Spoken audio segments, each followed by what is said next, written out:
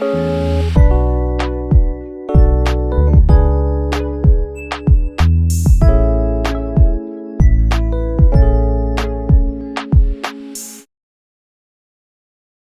everyone, welcome back to Lose the Raver. My name is Brooke, I'm your host. Today we have the lovely Miss Allie.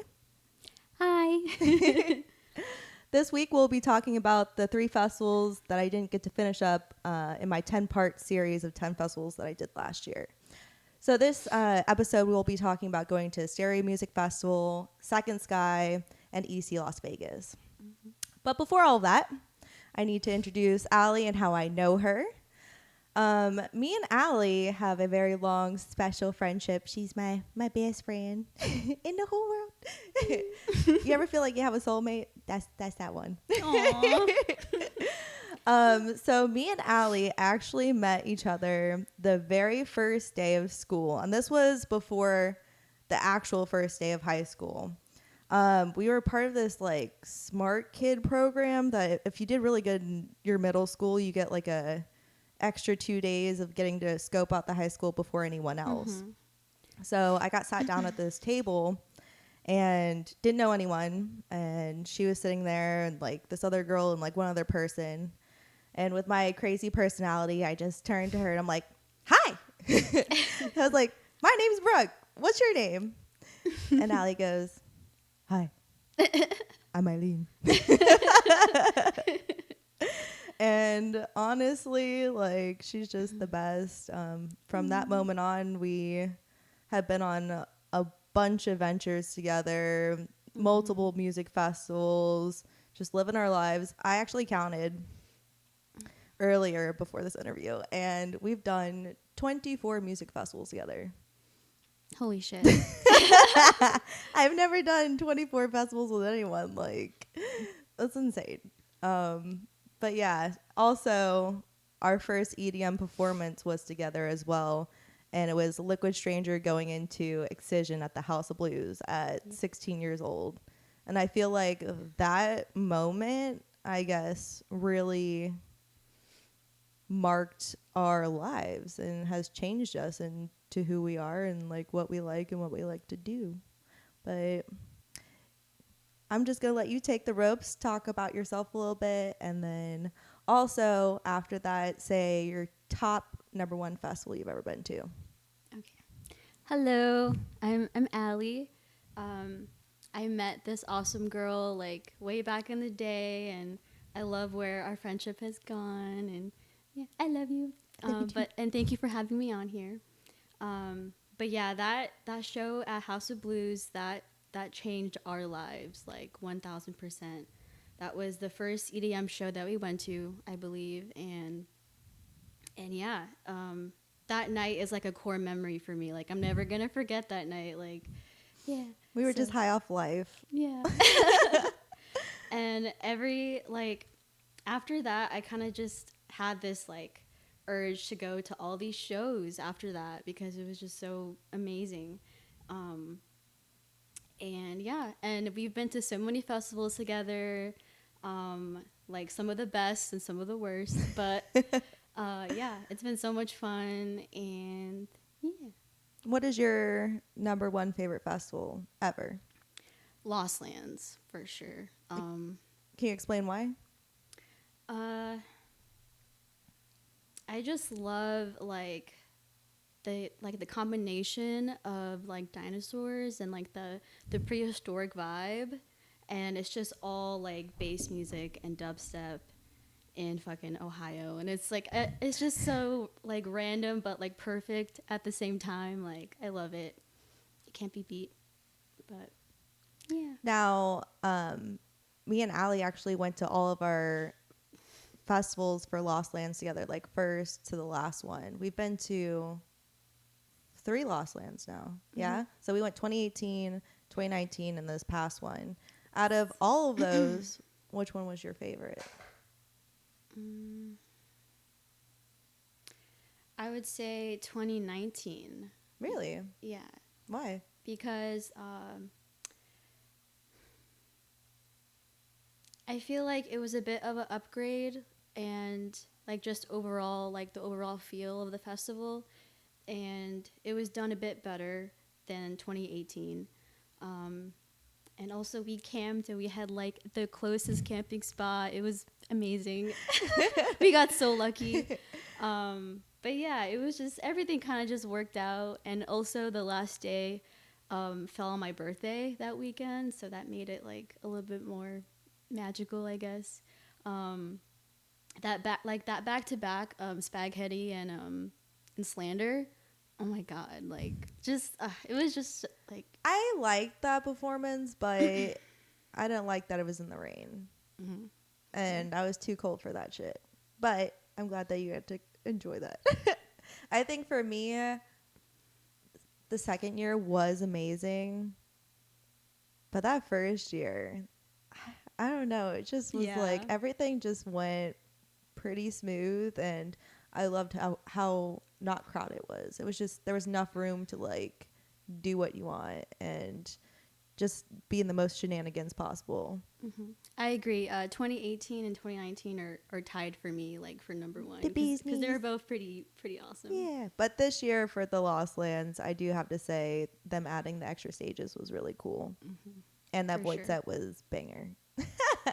Okay, enough about Lost Lands. We just want to, catch up on that for Yeah. like a second. Yeah. But all right, so we're gonna go into talking about Asteria. Now we are rating these festivals by venue, by production, and the vibes, and then we'll give it an A through an F depending on what it is. So for Asteria Music Festival, it's such a long story, but I applied for Asteria Music Festival before the pandemic happened. I was like, you know what? I don't really have the money to really, go do this. But if I worked it, and I could do it for free, I think that'd be a great opportunity, especially since it's in Florida and I need the experience. So I applied for it before the pandemic. The pandemic happened, no festival. And then it was like March of last year, and I just got this random call out of nowhere. And this guy goes, "Hi, my name's Blue." I was like, "Hi." He goes, "Hey, you applied to work, be a volunteer for Asteria. And I mean, do you still want to have the job position for this coming festival?" And I was like, "I don't know. I mean, why not? Let me try this out." So I was like, "Sure. Yeah, let's do it." And I convinced Allie to apply. I was like, "Yo, let's just go to Asteria. Let's go work this. Like, we got this." And yeah. So let's get to the venue. Asteria originally was like it was in Haines City before. And they had like a camping festival there, but then they moved it to somewhere that was close to Okeechobee Music Festival in the boonies.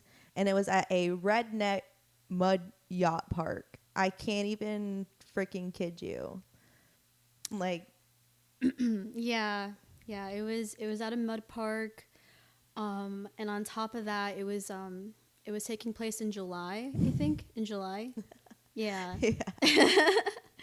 And I believe like the week leading into that festival, like the weather was bad too, so it was just like extra muddy and wet and just not fun. Well, just not a good time. we were supposed to come in on Thursday for our orientation, but we couldn't even get into the festival like past like the main box office area because everything was flooded, and they spent the whole day just trying to take the water out of certain areas. All of VIP was flooded. All of that, they had to come up with a different spot for those campers when it happened, and it was just a disaster. The whole venue was gross. The porta potties were not prepped or cleaned the whole weekend because Tessa, oh wait, you didn't meet Tessa, but she works in the box office, and she goes, "Brooke, if you see the porta potty guy drive by, stop him." And I'm like, "What do you mean stop him?" And she goes, "He hasn't done anything this whole weekend. He's been MIA." And I know that the porta potties weren't clean because mine was disgusting. Mine had a half broken door that was filled up to the top. They were gross. They were so bad. that one right behind our Yeah. tent. um but that night was just like we finally got to do the orientation, which was like 8 o'clock at night. And then it started drizzling. We had to wait 2 hours in the middle of the dark in our car before we got to get parked. And they just put us like in some cow pasture. And we were like setting up. We were getting rained on. We were getting bit by ants. And we didn't get set up till like 1:30 in the fucking morning. And yeah. Yeah. It was hard, but we did it. What I did like about that though is for that whole weekend, I didn't have someone like a tent near me, like in a 40-foot radius. Like I really liked kind of just being by myself, and it was such a small attendance for a festival. It was probably less than 1,000 people that went. So it was very intimate, which I did enjoy about the festival. You did run into some of the same people, and it just felt it was roughing it out. It was fucking roughing it out. Do you want to tell them what happened the next day? Yeah. So so I got put in parking, and I had this like early morning shift, and I want to say like the first half like everything was okay. Like nothing too bad, and then like we were starting to load people in, but at the same time we didn't really know 100% where certain campsites were going to be yet, so it was a little confusing. And they had me and like a few other people like scout the land for like dry areas, and they gave me like a can of a spray paint to like mark areas that were good. Okay. And while I was doing that, I got like bit by ants, and the weather was like on and off, like really hot or raining. So it was just rough. And I was just like, yeah, I don't think I can do this. Yeah. Like the heat was just like Yeah. really getting to me. And Brooke and your friend, they were offering me to like to move to a different position, like somewhere with shade. But I was just like, even with shade, like I just knew I wasn't gonna be like comfortable Yeah. or useful, to be honest. Like I was just not having a good time.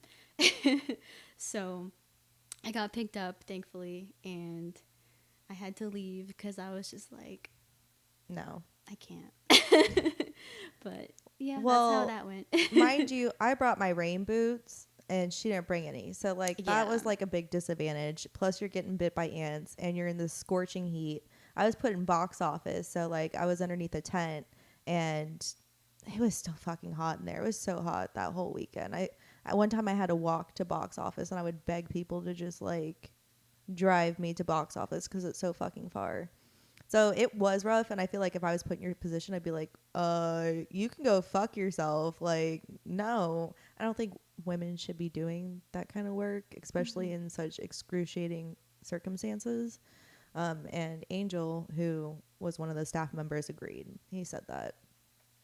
But to talk more about the venue, there was 3 stages. There is the main stage, which wasn't that really decorated. There was a stage right behind it that had like some like tarps, looked really cool. And then there was a stage in Wampy Woods, which was like in part of this campsite. And I have to say, the whole festival, even though it was a shit show, it was such a cool Wookiee experience for me. I really was roughing it out, but like I don't mind that because I'm country. I'm okay with, roughing it out and sweating my ass off. But yeah, the Wampy Woods was pretty cool for certain sets. I like the stages. There was only one water station in the whole venue, and it was in between like almost a 2-mile radius, maybe a little bit less, and it was a water truck that you had to find. It was hidden. Like, that's so dangerous not having water near stages, like especially in such Florida heat. And I know the circumstances of this festival. It was half-assed put together. The guy that was running it was a freaking jerk, and Yeah. multiple people can. You said that you heard that, right? Yeah, I heard like the owner, I think he was just like he was like driving around in his car just telling people to do stuff. But Yeah. he wasn't like actively like He doesn't give a shit. yeah. Someone like was asking him, "Yo, can you help me with this?" He goes, "It's not my problem," right? Or something. I heard someone say that. But yeah, and all the staff members, I give you so much props. Like, I respect them so much. They were overworked, and none of them were paid. They were friends with this person, and they did this out of the love of their fucking heart, and they were treated like trash. And I love and respect all you guys. Like, some of these festival workers were breaking down crying the last day because it was just so excruciating and just like badly put together. I respect you guys for sure. um yeah, it just, the whole festival was hanging by a fucking thread. I Yeah, I don't mean, know how they. yeah, I could like once we like parked and I saw what was going on, I was like, "Oh shit." Like Will it get better? and then I just saw like how everything was like set up, like the stages and everything, and I Oh, was like, we had to put the hay out that first night because it was mm-hmm, it was so flooded. We had to put hay and like stack mm-hmm. it in certain spots. Yeah. But I do gotta say, like, the lineup wasn't bad, and the overall, like, atmosphere and people that were there were really cool. Like, it wasn't bad, like, atmosphere and lineup wise, but in other aspects, like, for sure, definitely could have gotten a lot better. So for Sure. artists, I saw a couple artists. I wasn't really into drum and bass at the time. This is like kind of like a bass drum and bass festival. So like we had our friend Sam play on Friday, I think, and then Borger played. Dusky played. It was a very interesting mix of artists, and I heard the number one set for that whole weekend, which I've talked to a lot of people about, which I wasn't there because I had to work at 10 o'clock in the fucking morning. It was at 4 a.m. Oh, Yeti. Yeti, right? Yeti was Yeah. doing, I love that you know this. Yeah. Yeti did a sunrise set, and he was pouring mimosas. Like, people were pouring mimosas and giving them out to people that were at the Wookiee Wood stage, which was very small, very intimate. And I regret not being able to do it, but I literally had work just like a few hours later. We will. Yeti might be playing a secret set at Oki. We're going to Oki next week, by the way. Just saying, it will be her first Oki. Yep. I'm very excited for her to experience that. Out of all the festivals, I've never had a festival make me feel the way I've ever felt inside like that. And you just become egoless. Egoless. And I like that. But yeah, back to Asteria. Yeah, those sets were interesting. Whipped Cream played too. She did pretty good. Rusco did pretty good. So for the sets, I give like a B, a solid B. And for the vibes, everyone was chilling. Like, if you were there after all that shit, you're a wook. You're a fucking wook. I don't know what else to fucking say. I respect you and I feel you. Everyone was just really kind. And I do want to touch note on one more thing about Asteria, is that they only had like a couple of vendors in the whole area, from like merchandise to actual food. There were only 2 actual food trucks, 1 shaved ice food truck, and 1 smoothie a food truck, which I was put on to. Space fruit is the shit. If you've never tried it before, do it the next time you see it at a festival. You will have no regrets. It's so delicious. It's like a smoothie and Dippin' combined. But yeah, by the last day of the festival, I went to one of the main food trucks, which was out of 2, and I was like, can I have a chicken taco, lettuce, pico? They're like, all we have is like a beef taco, and like one topping. I was like, okay, well, do you have hot sauce? No. Okay, I guess I'll take it then. I don't have food. So I'm never going to go back to Asteria. It was a very big learning experience. I enjoyed working box office. I've created some great friends and memories being there. But out of my ranking with everything, Asteria Music Festival gets an F. It gets an F. And yeah.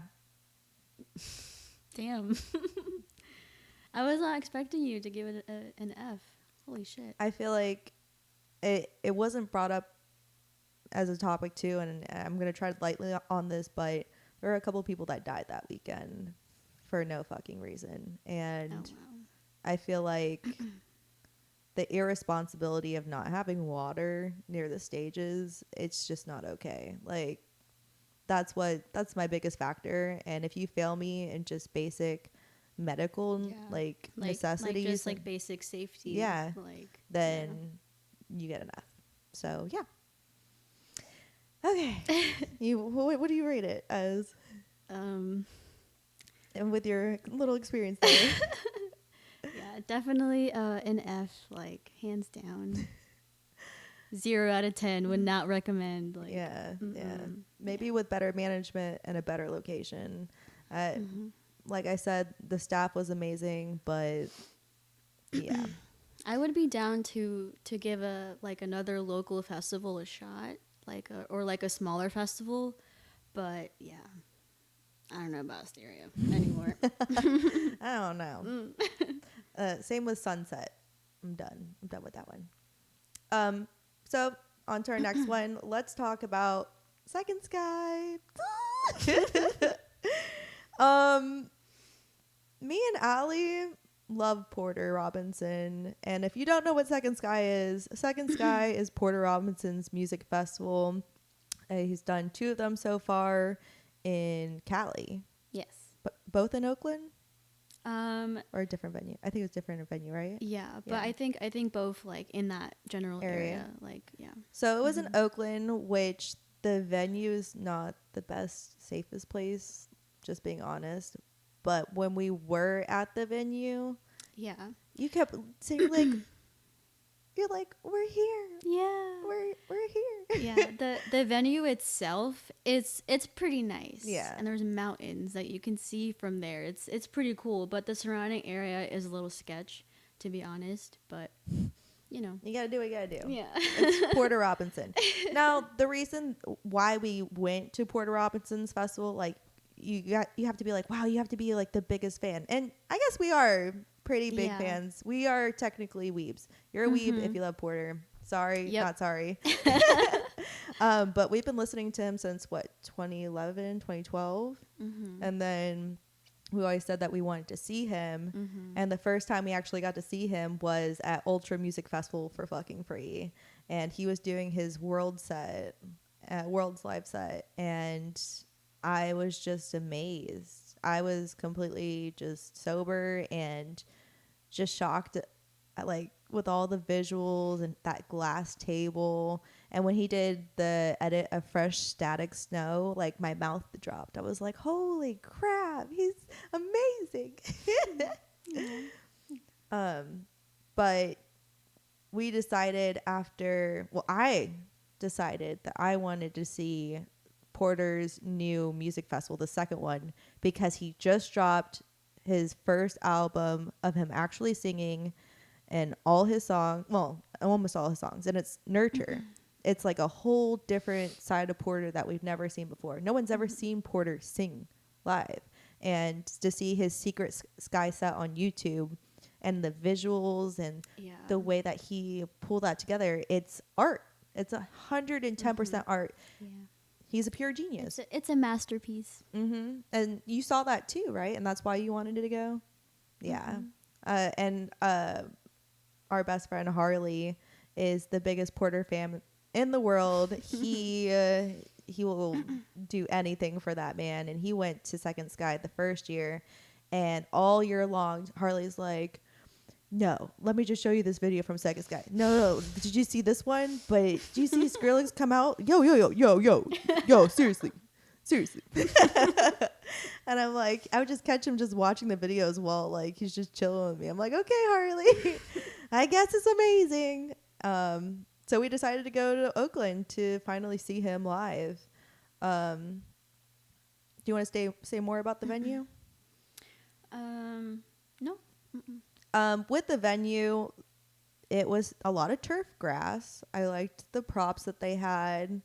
There was only one main stage because it was just all the artists playing that day. Yeah, that was nice, but also a bit of a con because of those openers. Yeah, but I did like that. Yeah, I like that we could all pay attention there, and it seemed like a night. It seemed because his album Nurture is going outdoors, being in nature, being present, and he really captivated that with his theme of the venue.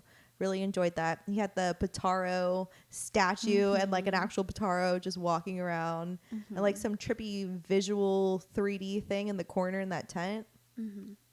I do want to say real quick, his mom and dad were out there. Like they had their own cute little stand for this foundation. Molly, it's Molly Cancer or something. Yeah.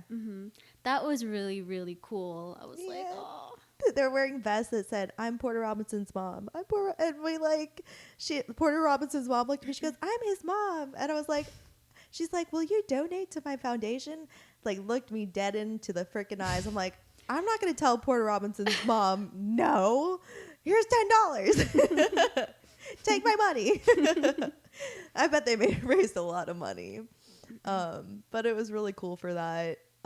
They also, I just want to touch subject of Harley's incident.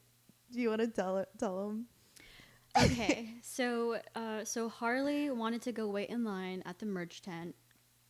And when we first got in, the line wasn't that long. It wasn't crazy, but as time went on, it was ridiculously long. Like, and also the line for the boba that was really long too.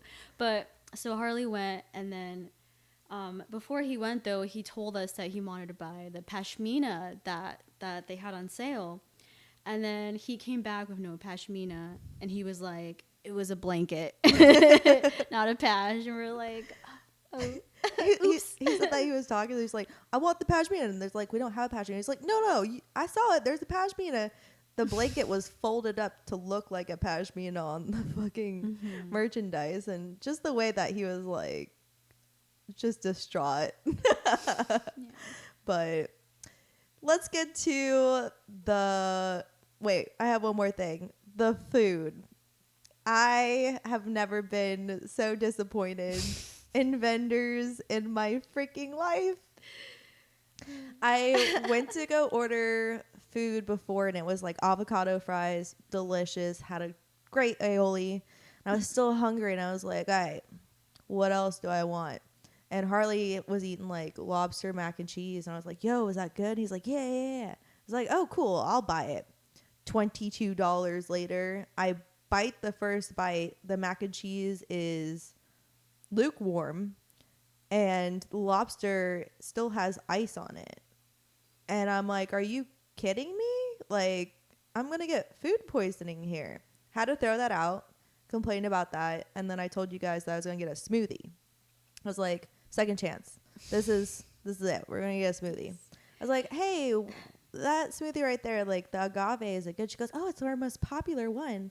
I was like, okay, cool. So I see this girl like blatantly talk to me and make my smoothie, and she puts water, some ice, and then she puts like some like flavored liquid, and that's it. That's all she did. And she mixed it up in the blender and put it in my cup, and it was like mostly frozen liquid juice. I was like, are you kidding me? Did I really just spend $10 for this sad excuse for an ice smoothie? Yeah, just like ice and liquid. They do you wrong at that festival for food, so just beware for that. I do gotta say though, Rose, our friend Rose, she got this burger. Oh, ramen. It was burger. A ramen burger. Yeah. That was really good. It did look good. I regret not getting that, but all right, well, let's move on to the performances, which we also have a long story with that as well. Yes. You want to start? So the opening set was Porter Robinson's Air to Earth, right? Oh yeah, I like that. Yeah, and that's like his little like side project, and it's mainly just like house, like just like chill soft music. It was really beautiful. And we used that time to like take pictures and like explore, and it was nice. We were just vibing. Yeah, 10 out of 10. I would give. Yeah. Yeah. And then they had like 2 or 3 random artists play after that, which were like 2 of them were decent. And then it started getting weird. Yeah. We started listening to just like random Like screaming and then just offbeat music. We were confused. Our friend, one of my best friends, Rose, I convinced her to come to Second Sky. And I was like, yo, like, I know you can't do this. Come to Second Sky. I'll like pay for half your ticket for your birthday. She's like, okay. And so when she gets to the hotel the day before the thing, I was like, yo, did you listen to the new Nurture album? She goes, no. And I was like, what? I was like, Rose, did you listen to anything by Porter? She's like, no. I was like, do you know any songs by him? She goes, I was like, okay. I love you, Rose, but fuck. So we're there listening to some nonsense artists, and it just like progressively just keeps getting worse. And then I see like this artist, John Hopkins. I was like, oh, I've heard his name before. Like, I think he's really good. It was like straight It was weird. nonsense. Yeah. It was nonsense music. I don't even know how to explain it. It was different genres of nonsense that we were listening to, and we were just patiently just waiting it out because we know it's about to get good because we have Jai Wolf And Maddie Yep. into Porter Robinson. So like we know it's gonna be good. And Rose was not understanding the message. Like she didn't know. Yeah, she like just did not want to wait it out, and you know. And I respect that. Yeah. She was like, I don't like this. I'm not gonna be here. I'm going. I'm leaving. I was like, okay, we can't convince you. So maybe one day, Rose, you'll actually see Porter Robinson with us. But I love you.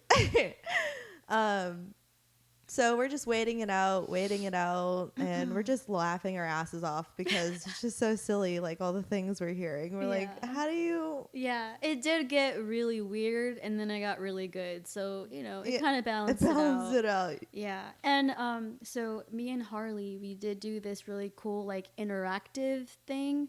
I think you did it too, but it's like a tent with a screen, and it's like really just trippy, like and like 3D. Yeah. This guy gives you glasses and you just play around with like the lights. That was really cool. I like that art installation that he had. But for artists, after the worst artist, Jai Wolf was stepping up a little bit, and then we went into Maddion, and I've never seen Maddion ever, and he was dressed up all cool, jazzy with his fedora. He had these gloves on, and he had his piano. So he's standing in between. There's a piano on this side, a piano on that side, and he's playing like this. And just the coolest cat in the whole place. Mm-hmm. I'm just saying this right now. Maddion gets bitches. For real. How did you like his performance? Oh, I loved it. Maddion truly killed it. Just, yeah. I do gotta say though, like, I'm a sucker for sunsets, and while Jai Wolf was playing, it like the sun was setting, and it was just gorgeous. Like like once Jai Wolf came on, it was just like it just got better and better and better, and it was worth it in the end. Yeah. We're like, we're in Cali here, just living. We're meant to be here. Mm-hmm. And so let's get to the man of the hour. Porter freaking Robinson. Hmm. Honestly, I have never recorded so much Oh a my performance in my god. life. Yeah. Same. We recorded like 3/4 of the whole Yeah, thing yeah. because Basically. this was the very first time ever. All these people in this crowd, first time ever seeing him sing live ever. So this was such a magical experience for all of us. I have like goosebumps thinking about Yeah. this. Yeah, me too.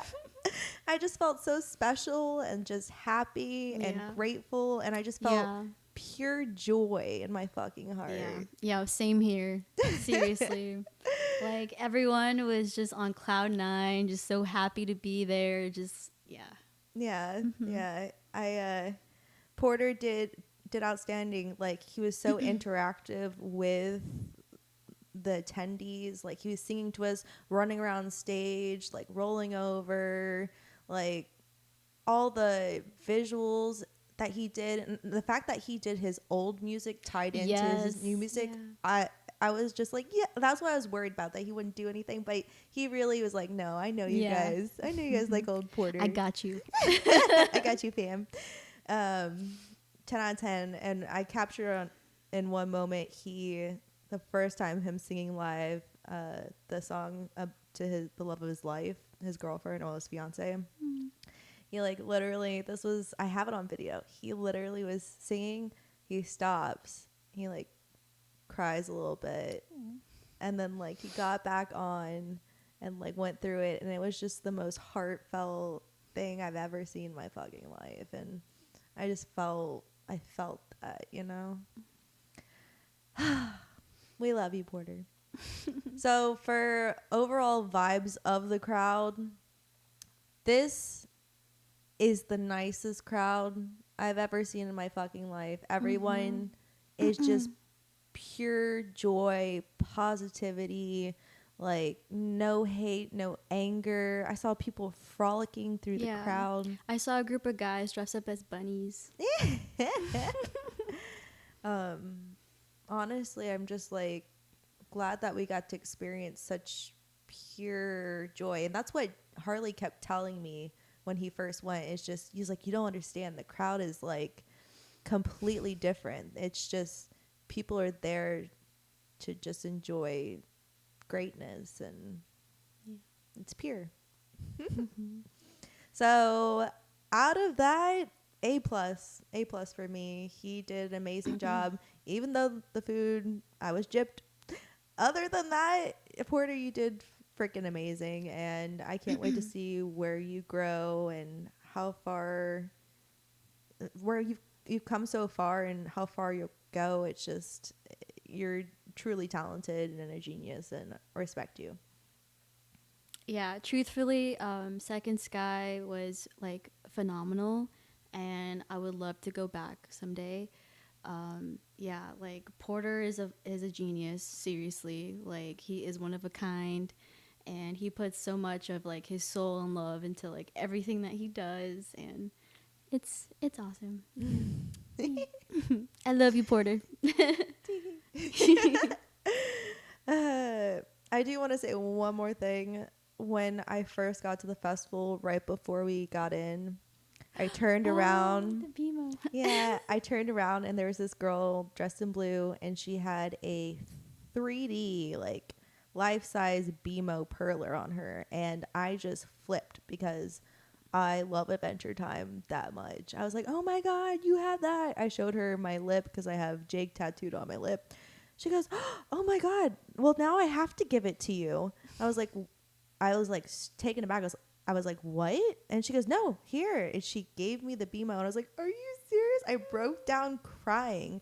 I didn't even get inside the festival, and this girl just gave me the most amazing perler that was so special. And it just warmed my heart. I can't describe how I felt at that moment, but it was great. It was a great time. Yeah. Okay. For our last one, we have EDC Las Vegas. You want to start talking about the venue? Yes, so it is at the Motocross Speedway in the middle of the desert. It's a bit of a trek from Las Vegas. It's like 30 minutes, but with traffic, it could turn into 2 hours or even more, like real quick. um, but yeah, overall, the venue, it's pretty big. Like the walk from one side to the other, it can be like 10 to 20 minutes. But I do like it because it's all asphalt, so like like you can't really like mess up like your feet or shoes that bad because it is all like concrete. But there are stands, which is cool. I love that one of the stages is in front of the bleachers, so you can actually just like chill and like watch sets if you want to. Um, but yeah, it's one of my favorite venues just because of the space and yeah, I mean, You've been like 4 times now? um, I think I think five. I Five think times? five. Yeah, Jeez Louise. yeah. Because I went for 3 years and then I worked it and then Yeah. last year. Yeah. So this was my second time going. My first time was with Allie, and that's when we worked EDC Orlando as ground control, which we had amazing memories and Yeah. created some great friends. Yeah, But I applied for it and then I got hired and the process was so easy and I told Brooke about it and she applied. I was like, well, shit, I'll do it. Yeah. And I have no regrets. It's literally working that has built friendships that I think we're going to have for a lifetime. And like, it was weird though, because I've never experienced the festival as an attendee. So coming back this year and attending it, I have like this whole other perspective. Like now I have unlimited fun and I can do whatever I want, which I really enjoyed. But working it was also an eye-opening experience as well. I got to save like 2 lives, and I got to work with some awesome people and see some awesome sets in between. We just working 14-hour shifts though. Yeah. That was a lot. Brutal. Now with EDC Las Vegas, this was a special year because EDC Las Vegas is usually hosted in May. In May, yeah. Yeah. Mm-hmm. But because of the pandemic, it got pushed back to October. And honestly, I liked it in October. Yeah, same here. It was colder when we It was worked. colder in May, surprisingly. Yeah. Yeah. Which doesn't make sense, but I mean. Yeah. Yeah. I really enjoyed it in October. It's going to be happening again in May, so that was just a once in a lifetime opportunity right there. Mm-hmm. For venue as well, it has 8 main stages and 8 small stages, and this ranges from mainstream to bass, techno, house. And Allie mentioned something this year, which I hope that you guys install, and I hope that we have a drum and bass stage at some point, because that would be just amazing. It doesn't need to be shared with Bass Pod. We need to have a whole separate bass stage. Its own thing. Drum and bass, sorry. Because, yeah, come on. It's coming back. It's a thing. Let's do it. With all these stages, they're so beautiful and awesome. We have, what is it? What is the hyper one that Kyle always likes? Oh, that Wasteland. Wasteland. Yeah. I really like how that one is designed. It's very like grungy. Bass Pod looks like more like a spaceship. Circuit grounds kind of like circles out halfway, and you have panels everywhere with visuals. It's just like a big wonderland of things that you can do. If you don't like something, okay, go find something else. There's something else you can do any time of the day, anywhere. You can watch people get married. Yeah. We saw that girl going down the aisle, which is really cute. I remember those Asian girls. They came up. They're like, "Will you take a picture?" we were like watching like a marriage, and this Asian group came up, and they're all like dressed really weird, and I thought they had like hedgehog hair, and I was like, wait a second, they're all dressed up like Bobby Flay. I realized that after I took the picture. I was like, can we take a picture with you guys? And it was just the most adorable freaking thing. You have anything else with the venue? There's also downtown EDC, and that's where people get married, and they have like these like bar things. I remember we like walked into one and then walked straight back out. It was They're playing hip hop at EDC. Like, what are you doing at EDC at that point? But that part is pretty cool, and I just love all like the random art installations they have too. But Yeah. and all the rides. It's pretty cool. I've still never done a ride at EDC there. I just don't have time for it, but I'm glad that you did it. It's honestly like rave Disneyland. That's the best way to put it. Yes, it is. Mm-hmm. That's awesome. Great reference. Okay, so for artist performances, let's talk about that. You want to start first? I mean, it's EDC Vegas. Like, like there. I mean, depending on what stage and what music you are into, kind of like will tell you like which ones you'd rather gravitate towards. We didn't really go to main stage at all, like No, like barely. I think we went there once for Seven Lions, and it was just not the move. Yeah. The main stage, it's so massive, and there's so many people that like it was. Yeah, it's just we just didn't try to even get closer, but the main stage itself was pretty cool. I liked what they did with the owl. Mm-hmm. So personally, my favorite stage and to see sets at is Circuit Grounds, because I just love that it's like a half dome and like all the screens and lights. Like I love it. I also love Cosmic Meadow. That one's really beautiful. Nice. Yeah. Seeing Zoo there, that was a fucking vibe, and I'm so glad that you stayed with me, because Zoo is like one of my number one artists, and everyone didn't want to stay, and I was like, Allie, do you want to leave? She goes, fuck no. I'm staying here. I was like, thank God, because she got me a Zoo pashmina that I was wearing specifically for that event. That was a vibe. Love Dom Dalla. Oh my God, yes, Dom Dalla killed it. Yeah, so good. He knew what was up. That was a vibe. I think my favorite set that weekend was Subtronics. Subtronics fucking killed it. That was actually probably tied with my favorite Subtronics set I've ever seen. He just like was hitting all the right spots, and then with all the fireworks going up at the same time, it was just spot on. Mm-hmm.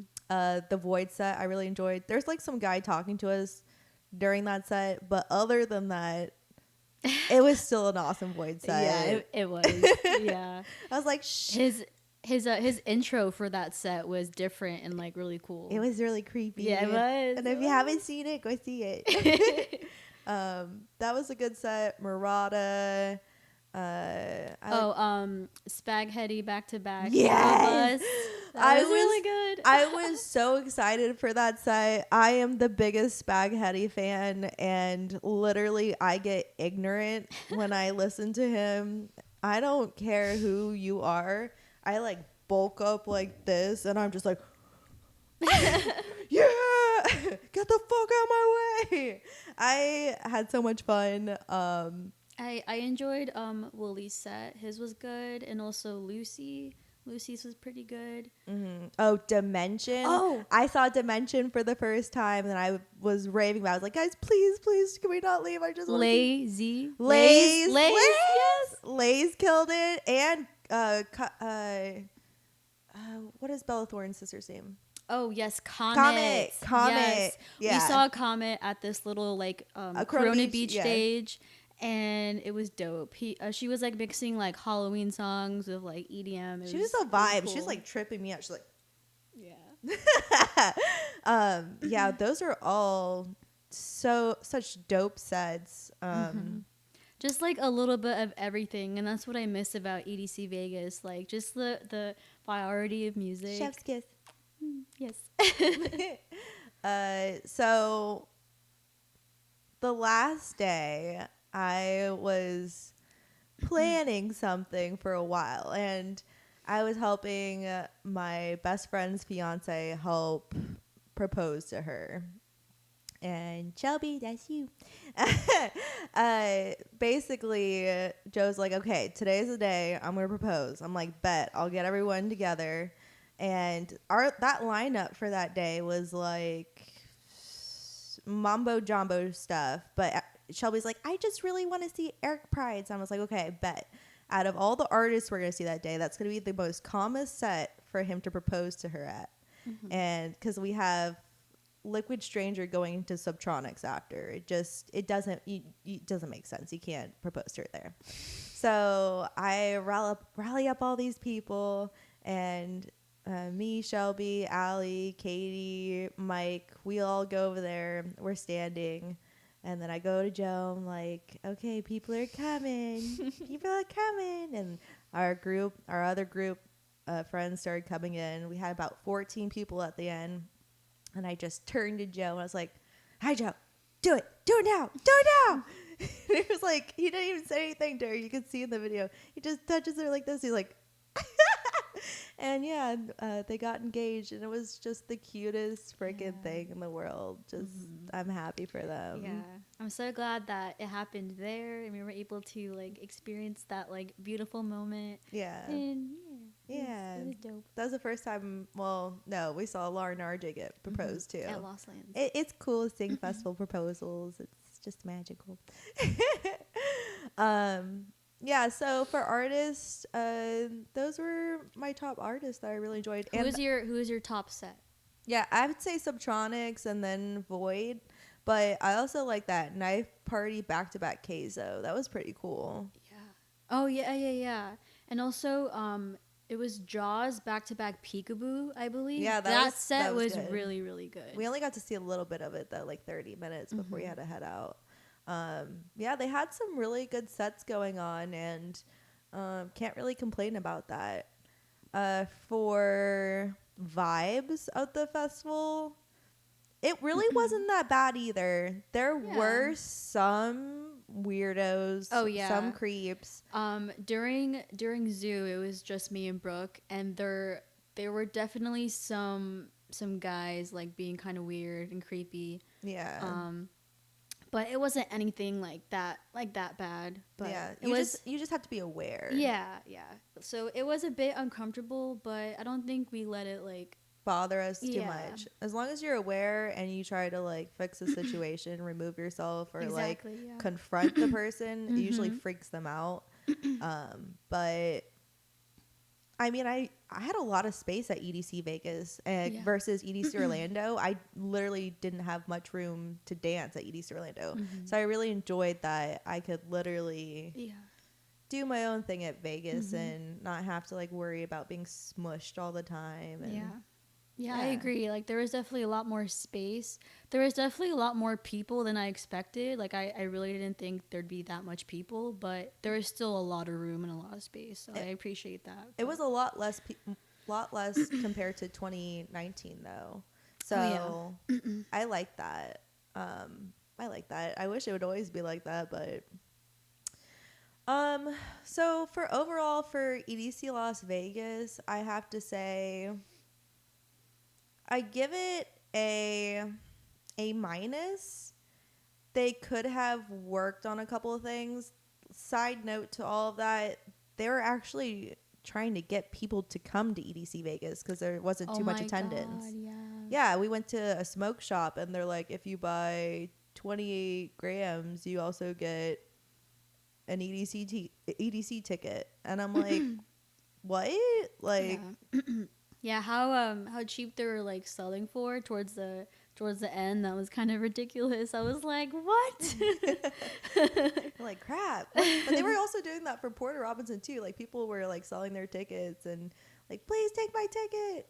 It was just a lot. A lot of unused tickets going on. But I'm glad that we had the space and room to like enjoy ourselves. So, how would you rate your experience?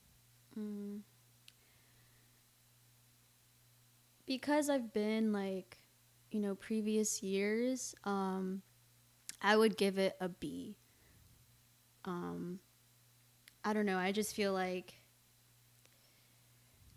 I can like compare it to like past years, and I don't know, maybe it's just because, of the pandemic, but overall, like, I had a great time and everything, but yeah, like a B for me. Okay. I do have to say I had a really good time with my group. We had a pretty big stack group, and there was just like a lot of love going on. Oh, So yeah. being able to share EDC Vegas with a big size group is pretty awesome in its own. But yeah, that's it for this week. Stay tuned for next week. I'll be interviewing my friend Nick, and it's about working at music festivals. So that's going to be exciting. Other than that, I hope you guys have a wonderful rest of your weekend.